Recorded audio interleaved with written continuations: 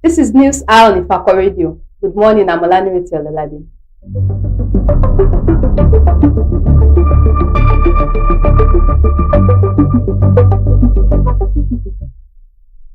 The major headlines. Race to 2027. PDP's flag bearer battle begins after Atiku's exit. Nigerians spent over $3.6 billion annually on foreign healthcare under Buhari.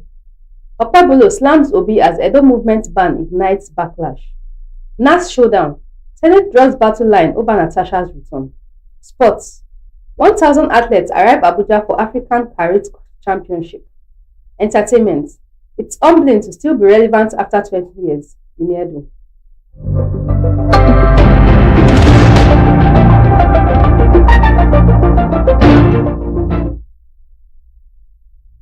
News in detail. Race to 2027. PDP's flag bearer battle begin after Atiku's exit. With the race for the People's Democratic Party 2027 presidential ticket underway, former Vice President Atiku Abubakar's exit has cleared the way for Oyo State Governor Seyi Makinde, Bauchi State Governor Bala Mohammed and other hopefuls seeking to challenge President Bola Tinubu. Reliable PDP insiders who spoke on condition of anonymity confirmed that the presidential ambitions of Makinde and Bala were well known among key party stakeholders. Another party source revealed that the PDP remained open to any aspirant willing to contest for the presidential ticket in line with the party's constitution.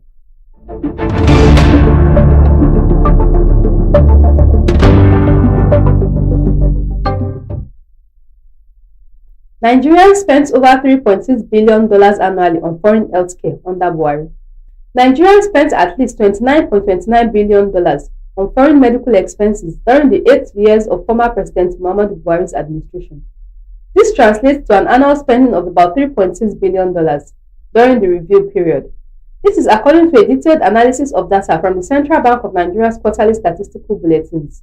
The sum recorded under the Health-Related and Social Services category reflects cumulative overflows of foreign exchange from June 2015 to May 2023, precisely covering the duration of Buhari's two-term presidency, which spanned from May 29, 2015 to May 28, 2023. The data reviewed by our correspondent shows the depth of Nigeria's dependence on foreign healthcare services, with the CBN's record showing a year-on-year movement of funds abroad for medical purposes amid economic downtowns or dollar shortages at home.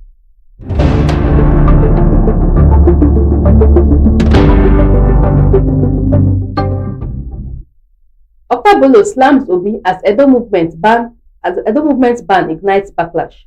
Edo State Governor Monday Okpebholo has defended his remarks on Labour Party's 2023 presidential candidate Peter Obi among mounting backlash from human rights lawyer Femi Falana, the African Democratic Congress and the Obedient Movement. The governor had stirred controversy after warning that Obi must obtain security clearance before visiting Edo State, a statement critics described as a direct threat to Obi's life and a dangerous precedent for democracy. While Falana urged Obi to take legal action over what he termed an illegal threat, ADC and Obedient Movement leader Dr. Yunusa Tanko accused Okpebholo of intimidation and spreading falsehood.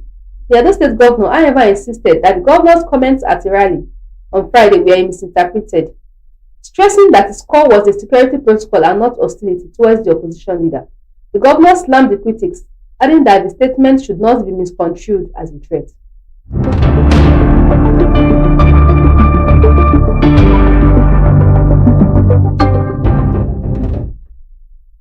NAS showdown. Senate draws battle line over Natasha's return. The Senate has warned the suspended lawmaker representing Kogi Central Senatorial District, Natasha Akpoti-Uduaghan, to desist from forcefully resuming her legislative duties on Tuesday. The chairman of the Senate Committee on Media and Public Affairs, Yemi Adaramodu, gave the warning in a statement issued on Sunday. While insisting that no valid court order mandated her immediate recall, Adaramodu said the Senate remained committed to due process and the rule of law. He said, "The Senate of the Federal Republic of Nigeria wishes to reaffirm, for the third time, that there is no subsisting court order mandating the Senate to recall Senator Natasha Akpoti-Uduaghan before the expiration of her suspension." The clarification followed media reports quoting the embattled lawmaker as saying she would return to the Senate on Tuesday, allegedly based on a judgment by Justice Binta Nyako of the Federal High Court in Abuja. However, Adaramodu said the Senate had previously issued two public statements after the court ruling and the release of the certified true copy of the enrolled order, making it clear that no positive or mandatory directive was issued against the Senate regarding her recall.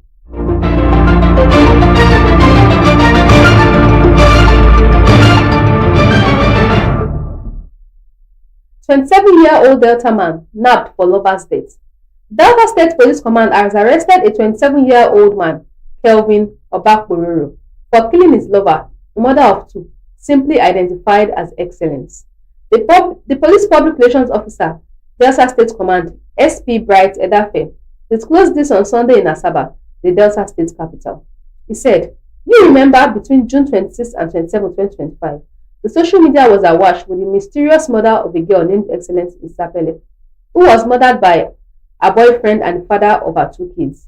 The suspect initially escaped but was eventually arrested. He is in custody of the command. For those who are demanding justice for Excellence, we want to inform you that the suspected killer has been arrested, and we are assuring you that very soon he will be arraigned in the court." Confessing to the crime, the suspect, Mr. Kelvin Obakbororo, lamented that he was under the influence of drugs when he killed her.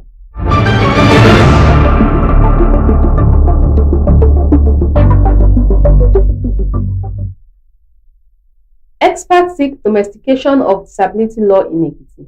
An expert, who is also the President, National Association of Special Education Teachers, NASET, Dr. Catherine Ateng, has urged Ekiti State Government to establish a special commission for persons with disabilities and domesticate the National Disability Law signed by former President Muhammadu Buhari in 2019. She said, creating the commission, domesticating the disability law and establishing rehabilitation centers in Ekiti State's 3 senatorial districts would unleash leadership potentials among persons with disabilities and foster self-reliance. Speaking at the association's 36th annual conference with the theme, Transformative Solutions and Inclusive Education for Learners with Disabilities, hosted by Governor Biodun Oyebanji, Ateng defined inclusive education as tailoring instruction to individual abilities, leveraging assistive technologies, and developing curricula reflecting diverse experience.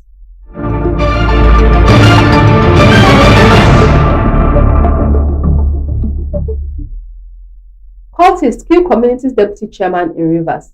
Suspected cultists on Saturday killed the vice chairman of Ebele Council of Chiefs in Emowa local government area, Rivers State, Ferdinand Dabiri. The attackers, said to be suspected members of the dreaded Island cult group, stormed a location where Dabiri and other chiefs were rounding off a meeting and shot him dead. The leader of the assassination, identified simply as Cairo, was said to have alighted from a motorbike with a gun, bypassed other chiefs and shot his target twice. The son of the deceased, Joseph Dabiri, confirmed the incident in Port Harcourt, while his brother added that the incident had been reported to the Rumunji Police Division.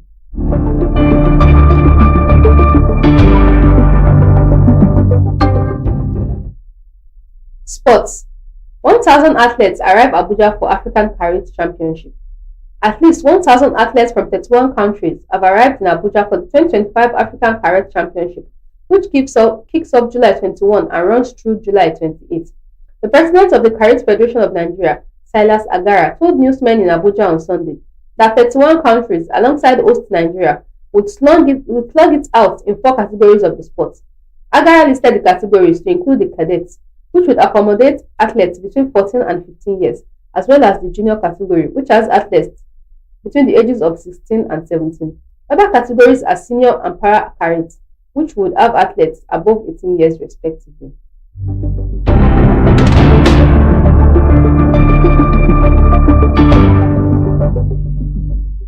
Entertainment.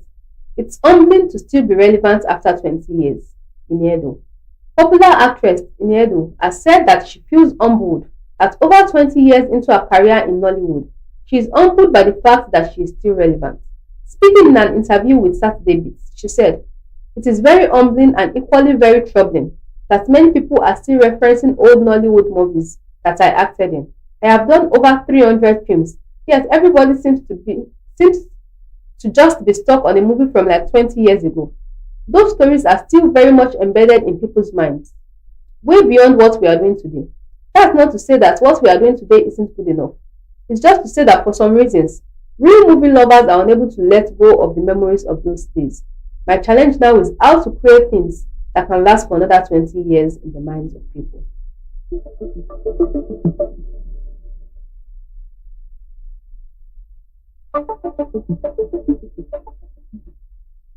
Recap of the major headlines.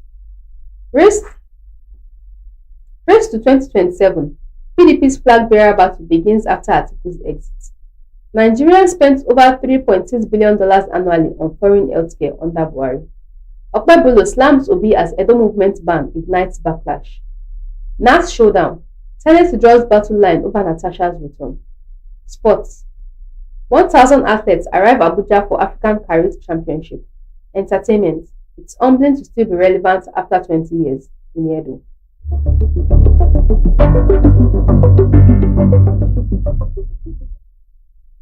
Follow us on all our social media handles. Facebook at Ifako Radio, X at Ifako Radio, YouTube at Ifako Radio, WhatsApp at Ifako Radio, Instagram at Ifako_Radio.